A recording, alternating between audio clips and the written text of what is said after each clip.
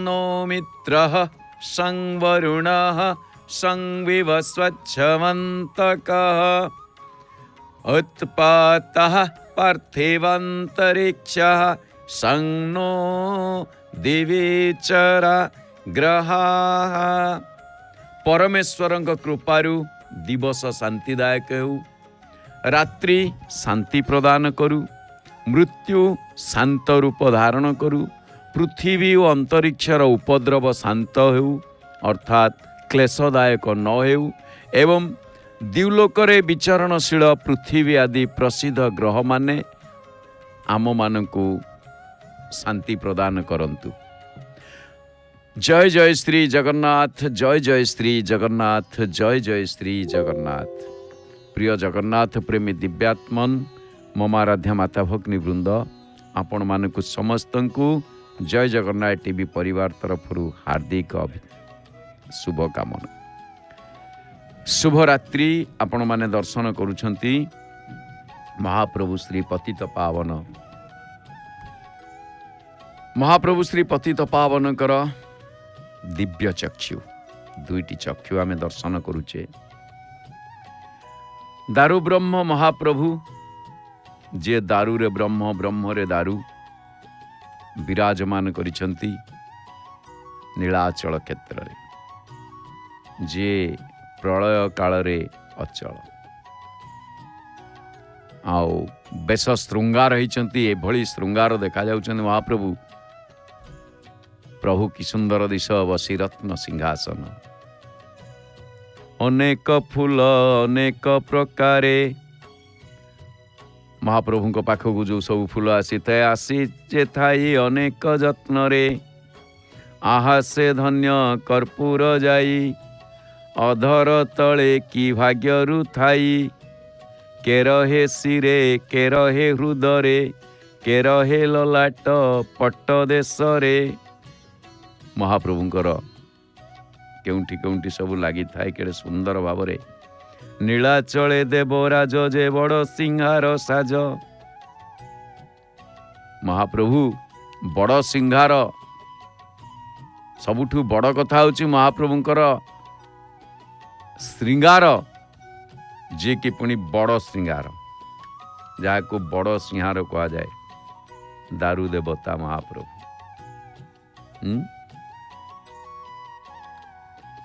तुमे दारु ब्रह्म तुमे पूर्ण ब्रह्म, जगत जाकर नाथ, सारा जगतर नाथ। चारि धामे श्रेष्ठ श्री पुरुषोत्तमे, नीलकंदरे निवास। पुरुणा को छाड़ी नवदारु मध्य, नव कलेवर होई, नवदिन यात्रा करुथांती प्रभु, भाई भग्नी संगे नेई। बड़ दांडे तुम उछुली पड़ई, महोदधि ढेउ परी, तिनी रथ शोभा देखिण आनंदे, देवे पुष्पवृष्टि करी। जेतेबेले महाप्रभु रथ यात्रा रे जाती, ताल ध्वज रथे बलियार भुज, मझिरे हलदी मुही, पछरे थांती कालिया हाथी जे, दुलुकी उठई मही। पाद पानी नाही मत गज परी, चालुछु तुही कालिया, आगकू पछकू झुली पड़ू थाई, झुली उठई टाहिया। नंदी घोष रथे विजे करी थांती, प्रभु कालिया वामन तही। से बड़ दांडरे कोटिए प्रणति, घेन प्रभु लक्ष्मी साई।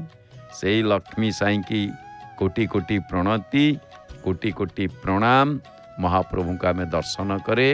आज दर्शन मध्य करुचे आम विलंबित रात्रि रे महाप्रभुंकर से मुखार बिंदु। तेबे आसंतु जानी नवा कौन रही आसंता कालीर संक्षिप्त पंजिका।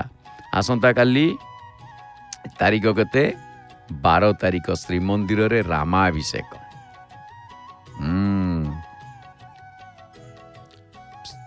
साईजात अभिषेक यात्रा महाप्रभु अभिषेक आसंता काली। तेबे दर्शक बंधु आसंता काली बैशाख मास कृष्ण पक्ष दशमी तिथि आओ एई दशमी रविवार सूर्य उदय छंती 5:35 आउ सूर्यास्त 6:07 12/4/2026 नहीं कि 12 तारीख।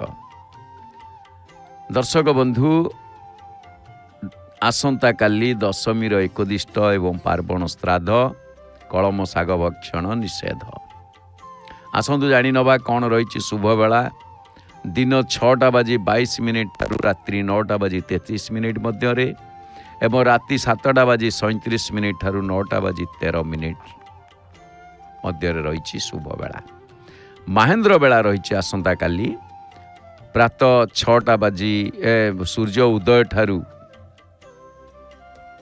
6:23 मध्य महेंद्र बेला पाइबे एवं पुणी पाइबे 12:45 ठारू दिन 1:33 मध्य तापर संध्या समय 6:49 ठारू राति 7:37 मध्य एवं पुणी पाइबे 12:49 ठारू 3:25 पर्यंत। दर्शक बंधु ये तो थिला शुभ बेला महेंद्र बेला। एबे आसंतु जानी नवा 12टी जाक राशिंकर कौन रही संक्षिप्त राशिफल। राशिचक्रर प्रथम राशि मेष राशि आनंद भाव उपलब्धि करिवे। वृष राशि ध्यानरत देखा देबे। टिके चिंता करिवे जे मु विशेष भाव में आज ध्यान रे रहिबी भल कथा। महाप्रभु को ध्यान जे कि सेतिकी भावना भाग्य रे थिले आसे। आओ मिथुन राशि चाहुथिबा सुख प्राप्ति होई न पारंती। सुख हानिर जोग अछि। चिंता करंतुनी आज जदि सुख न मिले काली की सुख थुआ हेछि। कारण आज जदि दुख अछि ताले काली पई सुख निश्चित। तेबे दर्शक बंधु कर्कट राशि बंधु सहयोगर जोग अछि। आपण को कई बंधु सहयोग करि पारंती। आपण मध्य काहाकू बंधुतार हाथ बढ़ेबा पई प्रस्तुत हेबे। तेबे सिंह राशि दूर यात्रा करिवार संभावना रहिछि। रविवार दूर यात्रा हौ। कन्या राशि परामर्श ग्रहण करिवे एवं परामर्श प्रदान करिवा पई मध्य इच्छा करिवे। तुला राशि बंधु द्वेष देखा दे पारे। बिछा राशि रोध प्रतिरोध भितर दिनटी अतिक्रम करि पारे। धनु राशि अपेक्षा करिवाकू पड़िबो। व्यस्त हुअंतुनी अपेक्षार फल मिठा। भक्त माने जेमती अपेक्षा करती महाप्रभु दर्शन करिवा पई सेमिति दिनटी अपेक्षा रे रही पारे। एवं मकर राशि व्यक्ति विशेष मानकर श्री चंद्र। कुंभ राशि प्रतारणार शिकार हो पारती। मीन राशि द्रव्य क्रय पाई मन भितर किसी आशा आसी पारे। दर्शक बंधु ये तो थिला 12टी जाक राशिंकर संक्षिप्त राशिफल सहित आसंता कालीर संक्षिप्त पंजिका। तेबे आसंतु टिके महाप्रभु ठारू आशीर्वाद नबा। आज माँ सुभद्रा आशीर्वाद नबा नहीं कि भ्रातोर्मध्यांतरम्या प्रकटित वदना भद्रदात्री सुभद्रा नानालंकार भूषा त्रिभुवन जननी विश्ववंद्या वरेण्या। दुईटी दृश्य आपण देखुछंती। गोटे पटे पतित पावन बाना। पतित पावन ठाकुर एपटे पतित पावन बाना नील चक्र अँला बेढ़ा आमे दर्शन करुचे जय जगन्नाथ टीवी रे सीधा प्रसारण रे। स्वर्णाभा पीत वस्त्रारहित कर पदा सौम्य रूपा मनोज्ञा कारुण्यामर्त्य गंगा विधुरित वसना कुर्वन्तु नो मंगलम। जिए भ्रातृद्वयଙ୍କ ମଧ୍ୟରେ ରମଣୀୟା ଅର୍ଥାତ୍ ଦୁଇ ଭାଇଙ୍କ ମଝିରେ ଯିଏ ବିରାଜିତା ଆଉ ଯାହାଙ୍କର ସୁନ୍ଦର ମୁଖମଣ୍ଡଳ ପ୍ରକାଶିତ, ଯେ ମଙ୍ଗଳଦାୟିନୀ ଏବଂ ନାନାବିଧ ଆଭୂଷଣରେ ଯେ ଭୂଷିତା, ଯେ ତ୍ରିଭୁବନ ଅର୍ଥ ସ୍ୱର୍ଗ ମର୍ତ୍ତ୍ୟ ପାତାଳର ଜନନୀ ଏବଂ ଯେ ସଂସାରର ପୂଜନୀୟା ବରଣିଆ ଓ ସୁବର୍ଣ୍ଣ ଭଳି ଯାହାଙ୍କର ଦୀପ୍ତି, ଯେ ପିତ୍ତ ପଟାମ୍ବର ପରିହିତା ଏବଂ ହସ୍ତପଦ ବିହୀନା ରହିତ କର ପଦା, ଯେ ପ୍ରଶାନ୍ତ ରୂପ ବିଶିଷ୍ଟ ଏବଂ ମନୋହରା, ଆଉ ଯେ ଦୟାମୟୀ ଏବଂ ଭୂପୃଷ୍ଠର ଗଙ୍ଗା ସ୍ୱରୂପା, ସେଇ ଛିଟ ବସ୍ତ୍ର ପରିହିତା ସୁଭଦ୍ରା ଦେବୀ ଆମମାନଙ୍କର ମଙ୍ଗଳ ବିଧାନ କରନ୍ତୁ। ଦର୍ଶକ ବନ୍ଧୁ, ଆସନ୍ତାକାଲି ଯେଉଁମାନଙ୍କର ଜନ୍ମଦିନ, ମହାପ୍ରଭୁ ସେମାନଙ୍କର ଉତ୍ତରୋତ୍ତର ଉନ୍ନତି କରନ୍ତୁ ଏବଂ ଜନ୍ମଦିନ ଅଭିନନ୍ଦନ ତଥା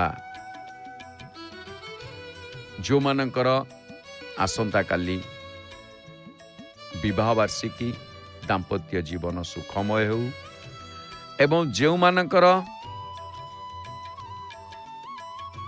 ପୁଣ୍ୟତିଥି, ମହାପ୍ରଭୁ ସେମାନଙ୍କର ଅମର ଆତ୍ମାକୁ ସଦ୍ଗତି ପ୍ରଦାନ କରନ୍ତୁ। ଏହା ହିଁ ଜୟ ଜଗନ୍ନାଥ ଟିଭି ଚ୍ୟାନେଲ ମାଧ୍ୟମରେ ମହାପ୍ରଭୁ ଶ୍ରୀ ଜଗନ୍ନାଥଙ୍କ ନିକଟରେ ଶ୍ରେଷ୍ଠ ଭକ୍ତି ନିବେଦନ। ତେବେ ଦର୍ଶକ ବନ୍ଧୁ, ଆମେ ଦର୍ଶନ କରୁଛେ ମହାପ୍ରଭୁ ଶ୍ରୀ ପତିତ ପାବନଙ୍କୁ ଏବଂ ଅନ୍ୟ ପକ୍ଷରେ ଆମେ ଦର୍ଶନ କରୁଛେ ନୀଳଚକ୍ର ପତିତ ପାବନ ବାନାଙ୍କୁ। ବାସ୍ତବରେ ଇଏ ଫରଫର ହେଇ ଆଜି ପବନ ଭଲ ଅଛି, ଦକ୍ଷିଣା ପବନ ବହୁଛି। ଆପଣ ଦେଖୁଛନ୍ତି ଏ ଦକ୍ଷିଣା ପବନ ମାଧ୍ୟମରେ ବାନା କେତେ ସୁନ୍ଦର ଭାବରେ ଫରଫର ହେଇ ଉଡ଼ୁଛି।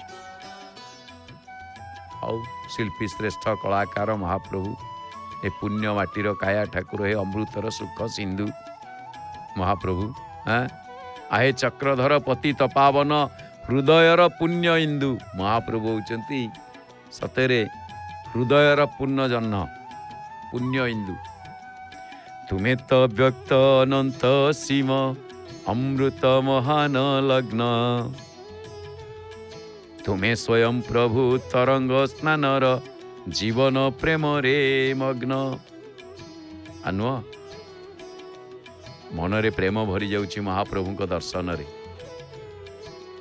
ଲୀଳାମୟ ପ୍ରଭୁ ଯୁଗ ଅବତାର ଆନନ୍ଦର ଶ୍ରେଷ୍ଠ ବିନ୍ଦୁ, ଦ୍ୱାପରରେ କୃଷ୍ଣ ତ୍ରେତୟାରେ ରାମ,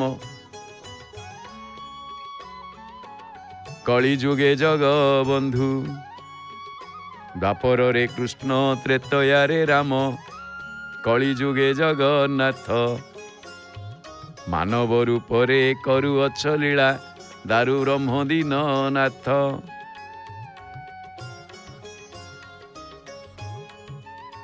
ନବକଳେବର ଦାରୁ ଅନ୍ୱେଷଣ, ଘଟ ବଦଳିବା ଲୀଳା।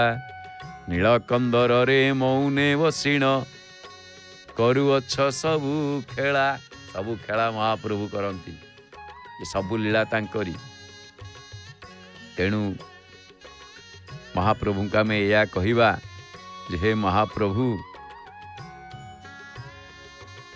ଏସବୁ ଲୀଳାକୁ ବିଶ୍ୱାସ ନେତ୍ରରେ ଦେଖେ ଭକ୍ତ କୃପା ସିନ୍ଧୁ। ନବକଳେବର ଯାତେ ଢାଳି ଦେ ପ୍ରଭୁ, କରୁଣାର ସପ୍ତ ସିନ୍ଧୁ। କରୁଣାର ସପ୍ତ ସିନ୍ଧୁ।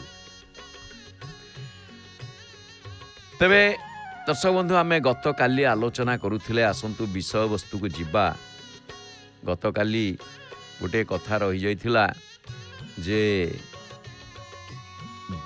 ବୃହସ୍ପତି ଆଉ ଚନ୍ଦ୍ରଙ୍କ ମଧ୍ୟରେ ଝଗଡ଼ା ଲାଗିଥିଲା। ଆପଣମାନେ ଜାଣିଛନ୍ତି ପିଲା କାହାର ନାଇଁ କି? ବୃହସ୍ପତି ଆଉ ଚନ୍ଦ୍ର। ଚନ୍ଦ୍ର ତାରାଙ୍କୁ बृहस्पति पत्नी तारा को नहीं जाइतिले। तापरे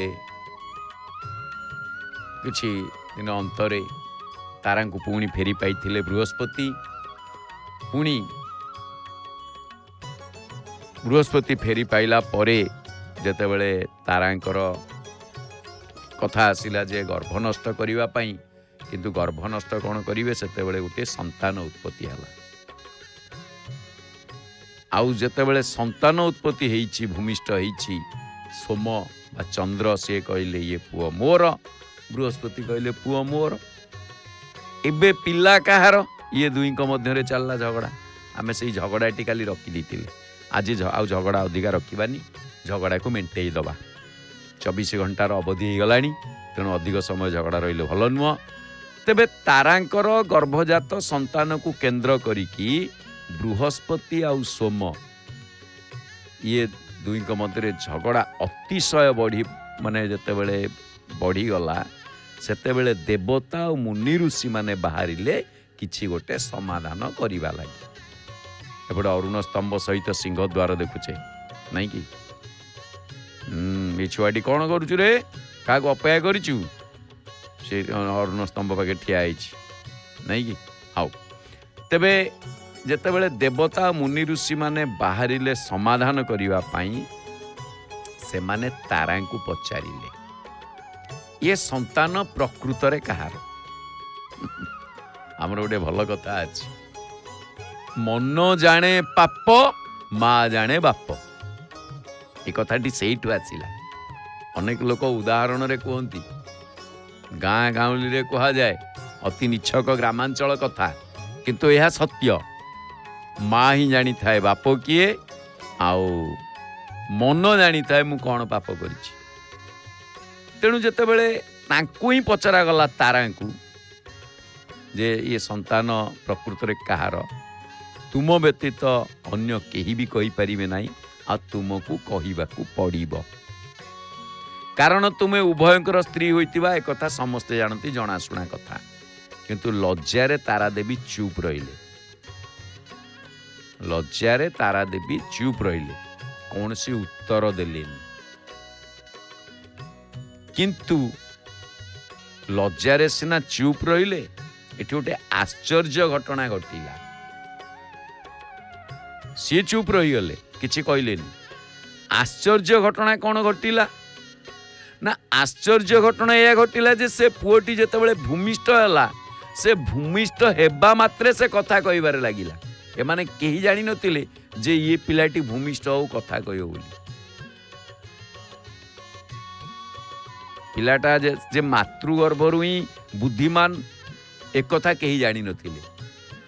मातृगर्भरु पिलाटा बुद्धिमान थिला। तेणु माँ जेतेबेले कौन सी उत्तर देलेनी, सेतेबेले से शिशुटी रागी गला, रागी उठिला। से माँ तारा को धिक्कार कला। एठी प्रथम विलक्षण भागवत रे जे माँ को संतानर धिक्कार। आउ द्वितीय आउ गोटे विलक्षण, कारण ये सत्य जुगर कथा। भागवत कथा जदियो द्वापर रे आमे शुणुचे, ये होची सत्य जुगर कथा। त्रेता जुगरे मां को धिक्कार किए से? कैकेयी को भरत प्रभुंग पाई, तमे राजमाता, तमे माँ ही न पार, मोर माँ नुह, तमे राजमाता। तेणु से पिलाटी कहला, तमे होच व्यभिचारिणी, उत्तर दौन कहीं? जबरदस्ती हो बा तुम इच्छा अनुसार हो, सोम तुमको पत्नी भाव में ग्रहण करथिले। आगरु तुमे थिल बृहस्पति पत्नी, तुम कुकर्मर फल मते ही भोग करने को पड़िबो। तेणु तमे उत्तर दबाकू ही पड़िबो, तमे उत्तर दियो। तथापि तारा नीरव रहिले। जेतेबेले नीरव रहिले, ब्रह्मा तारा को बाहर को डाकिके एकांत रे पचारिले जे सत कुह, ए पिला कहार? तारा कहले, ए पुत्र चंद्र बा सोम ओरसरु जात। ये सोमंकर चंद्रंकर पुत्र। ब्रह्मा पिलाटी को चंद्र को अर्पण करदेले। कारण ब्रह्मा डाकी पचारे पितामह बुझे सुझे कहले माँ तू सतक ये पिलाटी कहार। जो ब्रह्मा को तारा उत्तर देले सेते बेले ब्रह्मा कौन कले ना चंद्र को से पुत्रटी को अर्पण कले। तेणु ये पिलार ना रखागला बुद्ध। कारण ये जन्मरु बुद्धिमान आ पुत्र को पाई चंद्र अत्यंत खुशी हेले। एठी गोटे कथा आसीबो आपण मान देखिबे एई जो बुद्धंक प्रसंग रे से जने ग्रह विशेष आउ ज्योतिष शास्त्र एवं वैज्ञानिक माने तांकु ग्रह आख्या दैछंती। पुराण मतरे से होचंती बृहस्पति धर्मपत्नी जे कि तारांक गर्भरे चंद्रंक औरसरु जन्म। तेबे चंद्र देवगुरु बृहस्पति निकटरे जेतेबेले विद्या अध्ययन करुतिले से समय तारा तांक रूपरे विमुग्ध होई रति क्रीड़ारे मन बळैतिले। गुरुपत्नी हिसाब से से जेते तारा को बारण कले मध्य चंद्र ताहा सह रमण न कले से आत्महत्या करिवे बोली धमक देइतिले। एठी मध्य गोटे प्रसंग आसीछि चंद्र पुराणर प्रसंग। ये प्रसंगटी चंद्र पुराणर। फल चंद्र बाध्य होई तारांक सह रति क्रीड़ा कले। तेणु अनंतर तारा अंतसत्वा हेले एवं तांको गर्भरु चंद्रंक औरसरे जो पुत्र जन्म नेले चंद्र तार नाम देले बुद्ध। एठी पुणी कौन कथा आसिला देखी करी चंद्र अति हरस हुईण बोइले हार नाम बुद्ध देली जान। ये हूँ चंद्र पुराण कथा। आउ गोटे मतरे बोधिला रूप गुणे जेणु नाम ता बुद्ध हेउ तेणु। भागवती अनुचिंता ये केमिति ना जेते बेले जन्मरु पिलाटी कहला जे तमे कुह तमे जानिछ। बृहस्पति एकता ध्यान बल रे जानी पारि कि चंद्र और तारा को अभिशाप देइछन। मात्र एठी कामोन्नत तारा चंद्र को अनुपस्थिति रे मध्य असह्य बोध करिछन। तेणु चंद्र को मंत्रणा दे बृहस्पति आश्रमरु से चंद्र सहित पलायन करिछन। आ बृहस्पति इंद्रादि देवता को एक कथा जणेबारु इंद्र चंद्र को दंड दबा पई युद्ध अभियान करिबा जानी चंद्र राक्षसंक शरण को जाइछन्ति। फल रे राक्षस मुख्य जे कि लोहासुर से इंद्र सहित लड़ाई करिछि। इंद्र वज्रसर एवं लोहासुरर महाब्रह्म शक्ति शून्य मंडल रे एकाठी मिसी ब्रह्मांड ध्वंसर उपक्रम करिछन्ति। चंद्र पुराण वर्णना अनुसार वज्रसर ब्रह्मसर हेले बेटा बेटी दुहे तो क्षय बेनी हेले पीटा पीटी। जेतेबेले दुई अक्षय सर शब्द रे ब्रह्मांड कंपमान हैला से अमोघ अस्त्र दी जन परस्पर लड़ा लड़ी हेबारु सेथिरु जो अग्नि उद्गीरण हैला ता द्वारा विश्व ब्रह्मांड ध्वंस हेबा आशंका रे ब्रह्मा कौन कले दी जन जाक वीर जे कि इंद्र आ लोहासुर को समर परित्याग करने को अनुरोध कले। कई का छाड़ा को ईरान इस्राएल कई का छाड़ा को राजी नुह। तेणु ब्रह्मा वचन रे से माने समर त्याग करी निजर अभिमान एवं ग्लानि परिप्रकाश कले।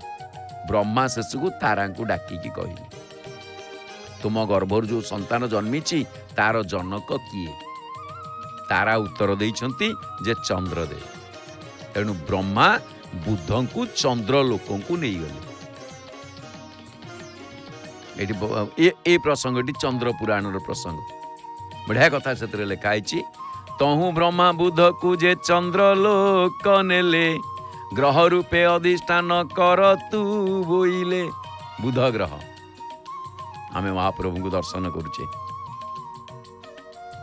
पतित पावन महाप्रभु को पतित पावन बाना से दिन ठारू बुध ग्रह रूप से परिगणित हेले।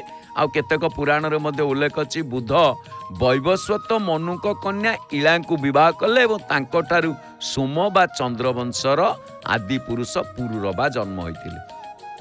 अच्छा एठी आउटे कथारे कौन देखिए आपण माने हिंदू ज्योतिष शास्त्र मतरे नवग्रह मध्यरु बुध होउचंती चतुर्थ ग्रह। तांको पंडित ग्रह बोली ज्योतिष रे कहा जायछि। बुधवार को पंडित वास बोली कहते। बुधवार को पंडित वास बोली कहा जाए। बुध नपुंसक, शूद्र, अथर्व, वेदज्ञ, रजगुणी, मगध देशर अधिपति एवं बाल स्वभाव, दुर्वाश्याम एवं धनुर आकार विशिष्ट ग्रह। रवि और शुक्र होउचंती तांकर मित्र आउ चंद्र ग्रह तांकर शत्रु बुधंकर। वैज्ञानिक मत जदि देखिए आपण माने ताले सौर जगतर से होउचंती प्रथम ग्रह एवं सूर्य अति निकटतर ग्रह। आमे देखुचे माँ तोरण लक्ष्मी की दर्शन करुचे सीधा प्रसारण रे। ये टकलू बाबा मानसिक थिला बोधे ए दी भाई जाक दी भाई जाक मानसिक चुटी पकईछंती। देखुचंती भल तांको टी शर्ट रे भल जगन्नाथंकर चका आखि देखा जाउची पछपटे। अच्छा जेमिति पृथ्वी 365 दिन रे थरे सूर्य को परिक्रमण करे बा 365 दिन पृथ्वीवासी वर्षे होता है, सेमिति बुध 88 दिन रे थरे सूर्य को प्रदक्षिण करती। अतएव बुध ग्रहर वर्षक 88 दिन। तेणु ये सूर्य 3,60,00,000 माइल दूर रही सूर्य चारिपटरे घूरी था। आंकर व्यास होउची 3100 माइल एवं 24 घंटा 5.5 मिनिट रे से निजर अक्षरे थरे बुलंती। आ बुध सूर्यंकर अति निकटरे थिबारु सूर्य जो राशि रे थांती प्राय सेही राशि रे थिबारु खाली आखिरे पृथ्वीवासी को देखा जाती नाही। आ बुधंकर निजर आलोक नाही, से सूर्यंक आलोक रे आलोकित होता। तेणु पृथ्वीर चंद्र जेमिति एक उपग्रह, बुधंकर सेमिति उपग्रह कई ना।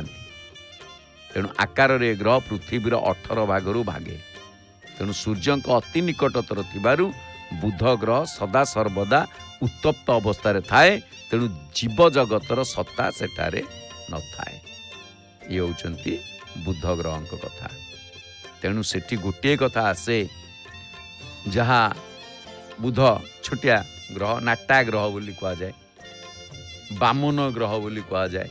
तेणु रथेतु बामन दृष्टा महाप्रभु बुध ग्रह बोली तांको कहा जाए। जहाँ को रवींद्रनाथ टैगोर भल कथा कहते, छोट प्राण छोट व्यथा छोट छोट दुख कथा नितांत ही सहज सरल सहस्र विस्तृति राशि प्रत्यय जेते चेवासी तारी 2-4टी अश्रुजल नाही वर्णनार छटा घन घटनार घन घटा नाही तत्व नहीं उपदेश अंतरे अतृप्ति रवे सांग करी मने हवे शेष हए हईल ना शेष। तांको कथा वर्णना करिया पई। तेणु एठी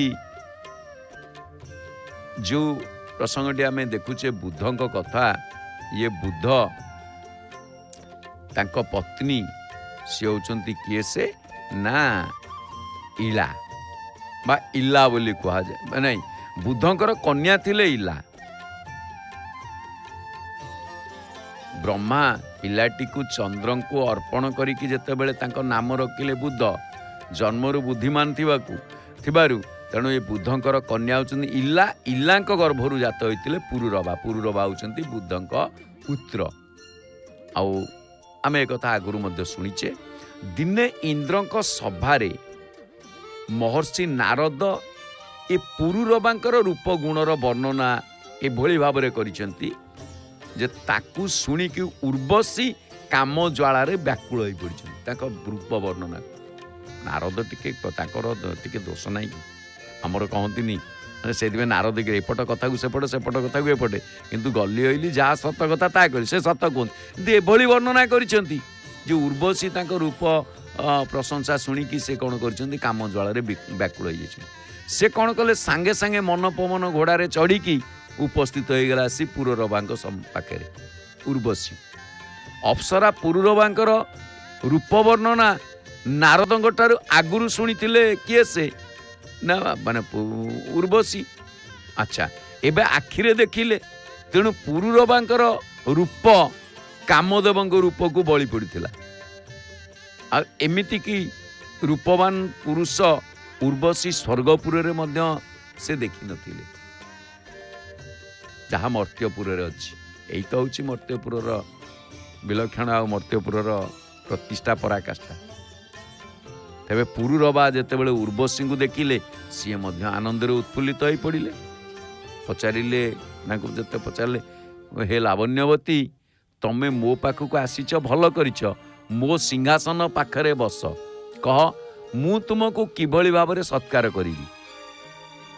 ସେଇଠି ଉର୍ବଶୀ କହିଲେ, ମୋର ଇଚ୍ଛା ତୁମେ ମୋ ସହିତ ଭୋଗ ବିଳାସ କର।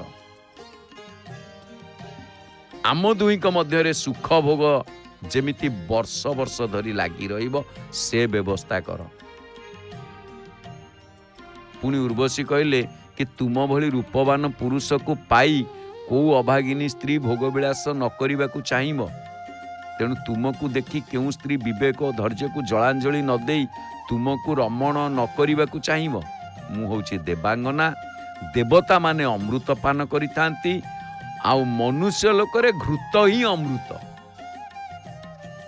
ତେଣୁ କେବଳ ଘିଅ ଖାଇକି ମୁଁ ରହିବି, ଅନ୍ନ ସ୍ପର୍ଶ କରିବି ନାହିଁ, କେବଳ ଘିଅ ପିଇକି ମୁଁ ରହିବି, ଅନ୍ନ ସ୍ପର୍ଶ କରିବିନି। ତେଣୁ ଆଉ ଗୋଟେ କଥା, ମନୁଷ୍ୟ ସମୟ ବ୍ୟତୀତ ମୁଁ ତୁମକୁ, ମୈଥୁନ ସମୟ ବ୍ୟତୀତ ମୁଁ ତୁମକୁ ଅନ୍ୟ କୌଣସି ସମୟରେ ଉଲଗ୍ନ ଥିବା ଦେଖିବି ନାହିଁ। ଯଦି ଦେଖେ ମୁଁ ତୁମକୁ ଛାଡ଼ି ପଳେଇବି। ଏ ପ୍ରସଙ୍ଗଟି ରଖିଲେ ଉର୍ବଶୀ ପୁରୁରବାଙ୍କ ପାଖରେ। ଆଉ ଯଦି ଏଇ ଦୁଇଟି ସର୍ତ୍ତ ପୂରଣ କରିପାରିବ ବୋଲି ପ୍ରତିଶ୍ରୁତି ଦେବ ତାହେଲେ ରହିବି, ନଚେତ ମୁଁ ଚାଲିଯିବି।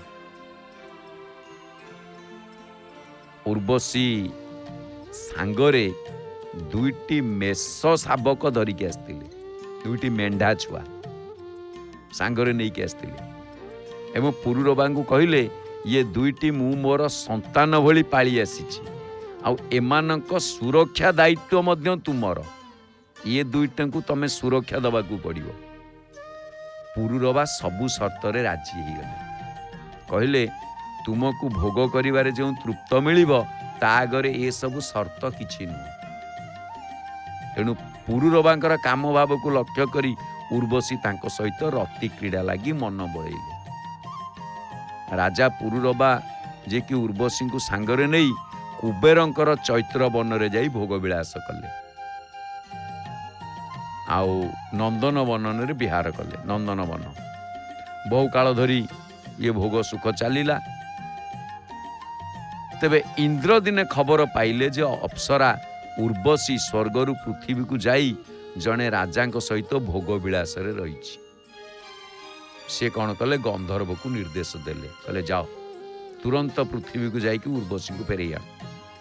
ତେଣୁ ଇନ୍ଦ୍ରଙ୍କ ଆଦେଶ କ୍ରମରେ ଗନ୍ଧର୍ବ ସାଙ୍ଗେ ସାଙ୍ଗେ ଯେତେବେଳେ ପୃଥିବୀରେ ଆସି ପହଞ୍ଚିଲେ ସେତେବେଳକୁ ଅର୍ଦ୍ଧରାତ୍ରି ସମୟ। ଦେଖିଲେ ରାଜା ପୁରୁରବା ଉର୍ବଶୀଙ୍କ ସହିତ ରତି କ୍ରୀଡ଼ାରେ ଲିପ୍ତ, ଦୁହେଁ ବାହ୍ୟ ଜ୍ଞାନ ଶୂନ୍ୟ। ତେଣୁ ଗନ୍ଧର୍ବ ଉର୍ବଶୀଙ୍କ ପାଖରେ ଥିବା ଦୁଇଟି ଯାକ ମେଷ ଶାବକଙ୍କୁ ଉଠେଇ ନେଇଗଲେ। ମେଷ ଶାବକ ମାନେ ମେଣ୍ଢା ଛୁଆ ଯେତେବେଳେ ନେଇଗଲେ, ମେଷ ଦି ଜଣ କ'ଣ କଲେ ନା ମେ ମେ ରଡ଼ି କରିବାରେ ଉର୍ବଶୀଙ୍କର ଜ୍ଞାନ ଉଦୟ ହେଲା।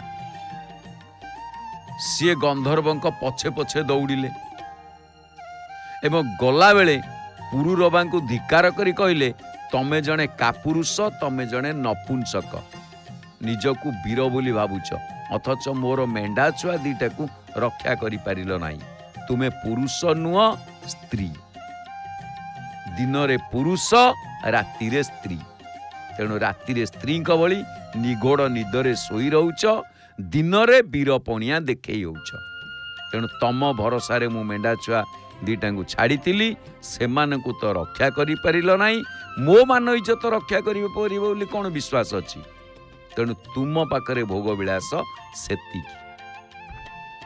ଏଇଠି ଆପଣମାନେ ଚିନ୍ତା କରନ୍ତୁ ଏ ପ୍ରସଙ୍ଗଟିକୁ କେଡ଼େ ସୁନ୍ଦର। କିନ୍ତୁ ଏଇଠି ଇଏ ସବୁର ମୂଳରେ କିଏ ହେଉଛନ୍ତି? ବୁଦ୍ଧଙ୍କ ପୁତ୍ର।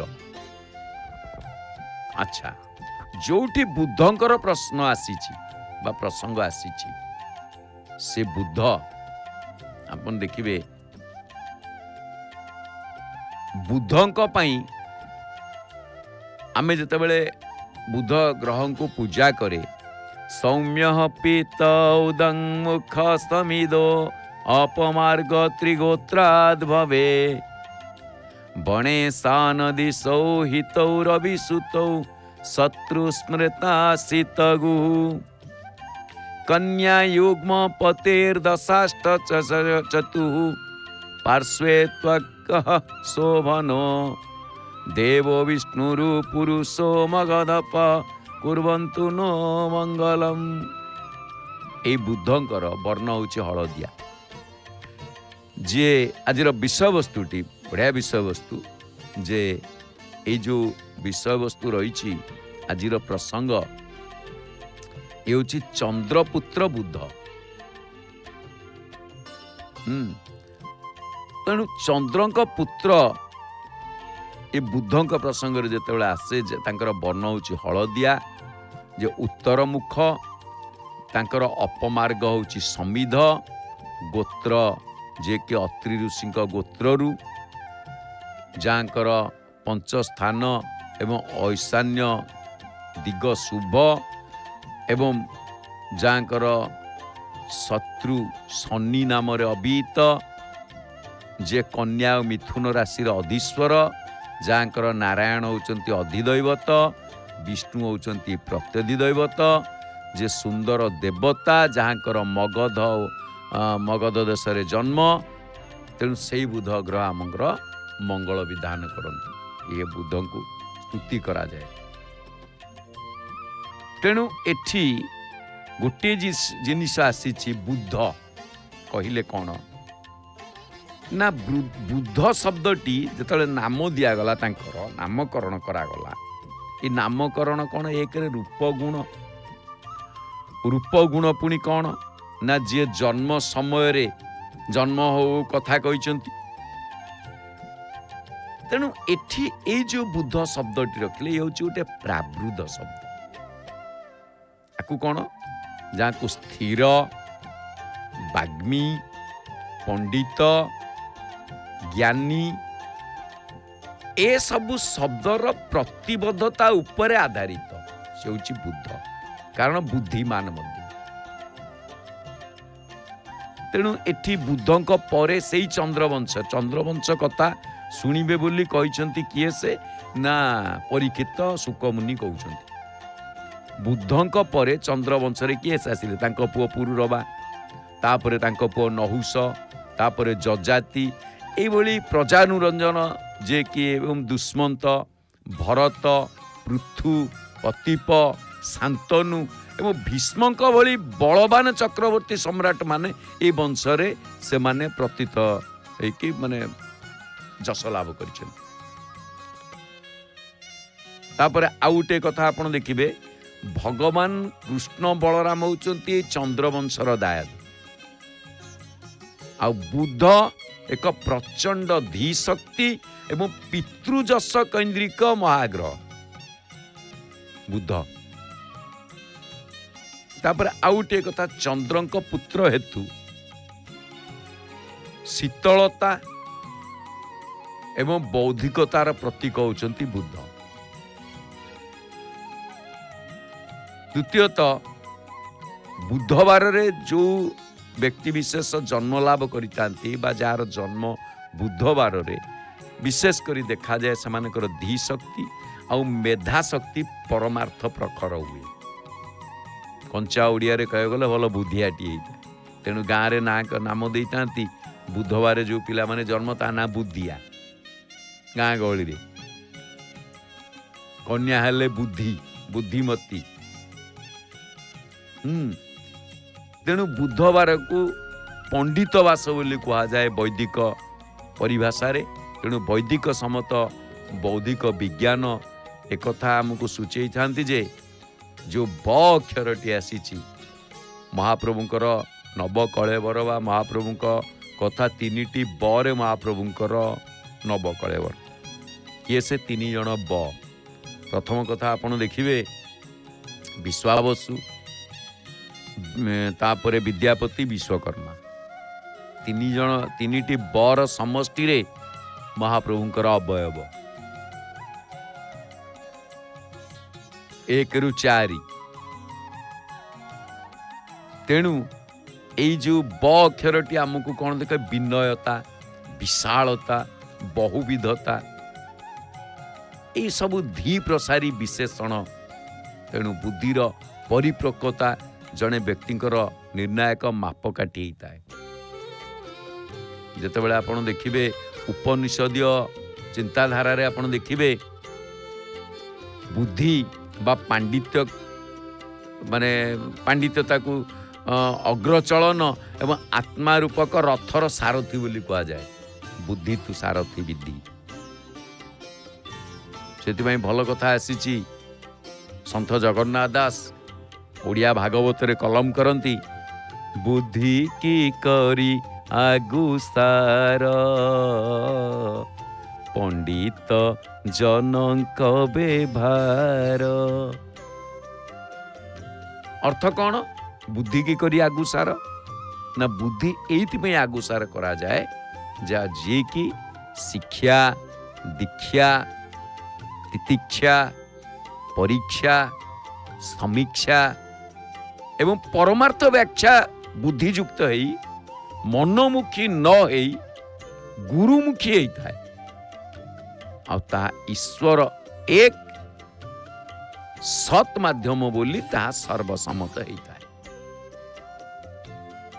तेणु ये जो बुद्ध ये होचंती से चंद्रपुत्र बुद्ध। वैष्णव साहित्य को आपण जेतेबेले देखिबे सेतेरे हरि प्राप्ति को कहा जाए जीवर बुद्धि पक्वता। तापरे ताकू चतुर पणिया हमको जा बुद्धि पक्वता बा चतुर पणिया कहा जाइछि।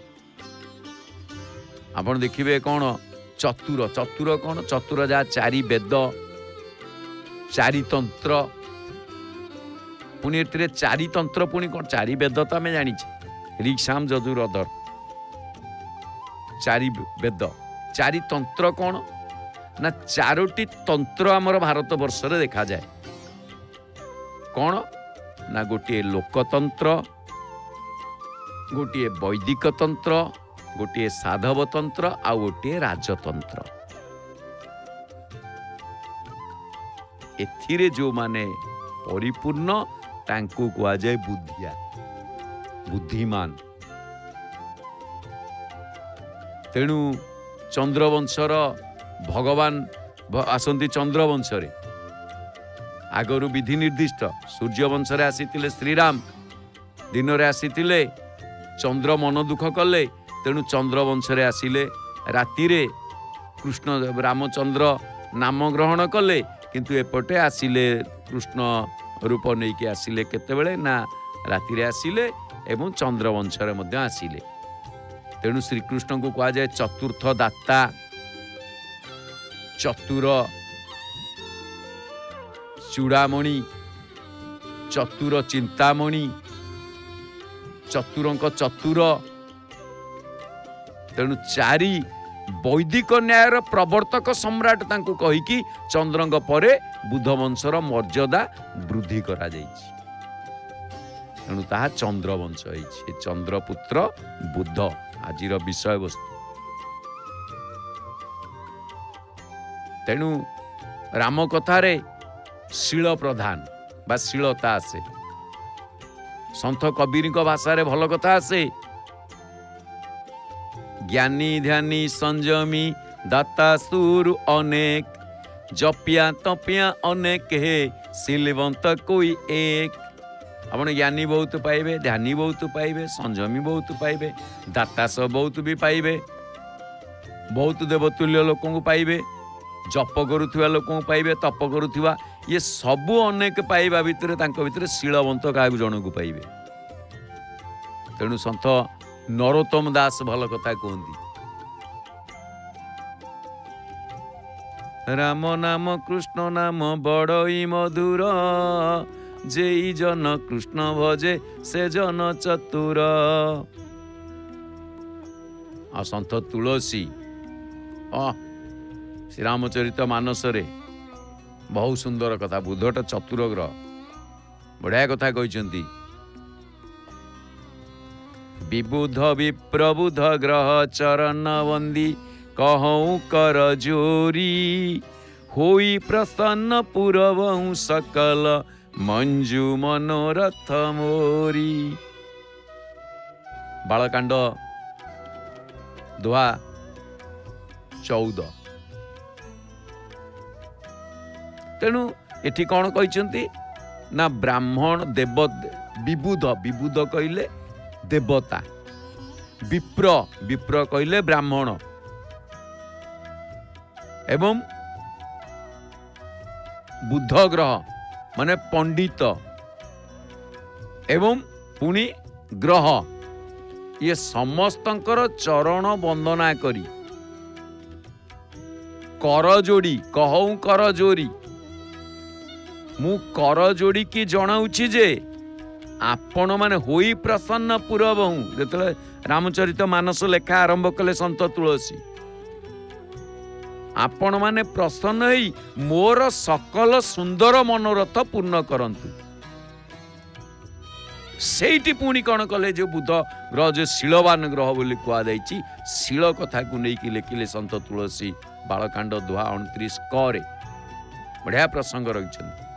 प्रभु तरु पर कपिडार पर ते किए आपु समान तुलसी कहूँ न राम से साहिब शील निधान। प्रभु श्रीराम गछ तले तो बानर माने गछ डाल रे, अर्थात मर्यादा पुरुषोत्तम सच्चिदानंद परमात्मा श्रीराम कोउटी एवं ए डालरू से डाल डौंथिबा बानर माने कोउटी। तथापि सेपरी बानर मानकु मध्य सेई महाप्रभु निज समान करि देइथिले।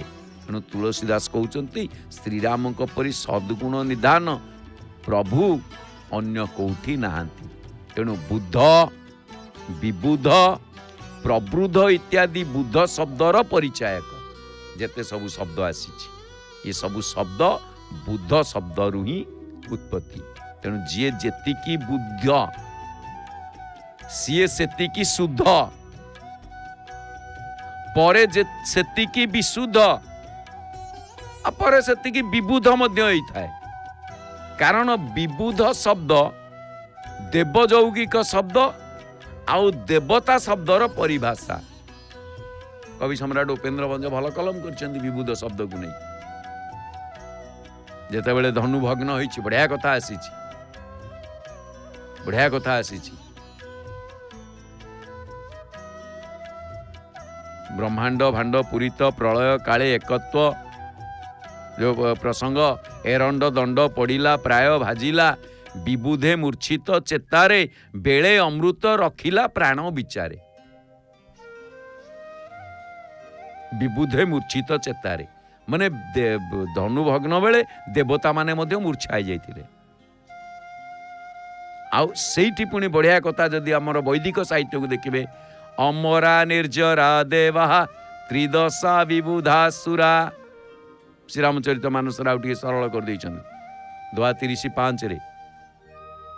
बुद्ध विश्राम सकल जनरंजनी राम कथा कली कलुष विभंजनी। अर्थ कौन ना जीवर बौद्धिक विश्राम केवल राम कृष्ण जगन्नाथ कथा रे ही मिलता है, प्रभु को कथा रे मिलता है बौद्धिक विश्राम। तेणु चंद्र पुत्र बुद्ध श्रीमद भगवत गीता को देखिए, से बढ़िया प्रसंग जाइए बुद्धि भ्रष्ट भी जायते। अर्थात कौन ना जीवन रे प्रभु केन्द्रिक आत्मज्ञान बुद्धि रे जीव सृष्टि हुए बा समृद्धि हुए। तेणु सिद्धि प्रसिद्धि एवं परमार्थ वृद्धि हेतु वासना अविद्या अस्मिता अस्थिरता अलिकता सर्वोपरि जदि देखिए इंद्रिय रूपी चलचंचल अश्व मानक एकमात्र बुद्धि रूपक सारथी ही नियंत्रित करिथाए। सेथिपई कहगला बुद्धि तुम सारथी विद्धि। तेबे आसंतु कौन सब कार्यक्रम प्रसारण करा जाउछि जानिबा आमे कार्यसूची माध्यम रे। आज आमे श्रवण करुथिले चंद्रपुत्र बुध, कारण काली कथाटी थिला जे पिला कहार। हाँ, कारण चंद्र आ बृहस्पति भितर काली जो झगड़ा लगी जे से जो संतानटी जन्म नहीं थिला से संतानटी कहार। तेणु ए विषय जेतेबेले कालीर कथाटी ब्रह्मा मेंटेई देले, आज अर्थ ब्रह्मा समाधान करदेले। विशेषकर बुध निजे जन्म हो कथाटी कही बुधंग परे पुरुरवांक प्रसंग आसीची। पुरुरवांक विषय में आपण माने किछि अवगत हेले, कारण ए चंद्रवंशर कथा आमे आलोचना करूचे। चंद्रवंशर कथा जेतेबेले चंद्रवंशर कथा कहीं आलोचना करूचे ना शुक मुनि शुणा परीक्षितंकर आग्रह बढ़ी चली मात्र 7 दिनर अवधि। ता भितर सूर्यवंश कथा शुणी सारी, चंद्रवंशर कथा शुणी सारी एवं 7 दिनर अवधि से मुक्ति पाइबे। तेणु भागवत आमको मुक्तिर ग्रंथ, सेठी भागवतर बढ़िया कथा आसे केमिति आमे मुक्ति पाइबा बा मरिबा आ मले केमिति शांति पाइबा, शांति रे माने मृत्युवरण करिबा ता भागवत रु शिखु। केमिति बंचिबा रामायण रु शिखंतु। तेणु एठी आमे आजिर ये कथा प्रवाह को सांग करिबा, कौन सब कार्यक्रम प्रसारण करा जाउछि आमे कार्यसूची संपर्क रे जानिबा एवं जानिबा सहित रात्रि रे आमे विश्राम करने को गला बेलू निश्चित गोड़ हाथ धोई, आंटू पर्यंत धोई, हाथ कहूणी पर्यंत धोई, मुह धोई, पिठरे पेटरे टिके पानी हाथ मारी जेतेबेले विश्राम करवा महाप्रभु को टिके मुंडिया मारिबा। प्रभु दिन जाक जहा कर्म करिछि भल करिछि, या होछि तुमर इच्छा आ निर्देश। आ जदि किछि खराब करिछि प्रभु मते क्षमा करि दियंतु, मो भूल पाई मते क्षमा देबे, जेमिति आउ एबे एभली भूल केबे करिबिनी। एया कही मुंडियाटीए मारिके आपण विश्राम नियंतु। महाप्रभु को नाम नहीं कि देखिए आरामदायिनी रात्रि सुखरे पाइब। सकाळर सूर्योदय आपण देखिए नुआ सकाळ दर्शन करिवे। नुआ सकाळ सूर्य को पुणी मुंडियाटीए मारी दिन निज निजर गंतव्य स्थल को यात्रा करिवे। तेबे रहउची जय जय श्री जगन्नाथ, जय जय श्री जगन्नाथ, जय जय श्री जगन्नाथ।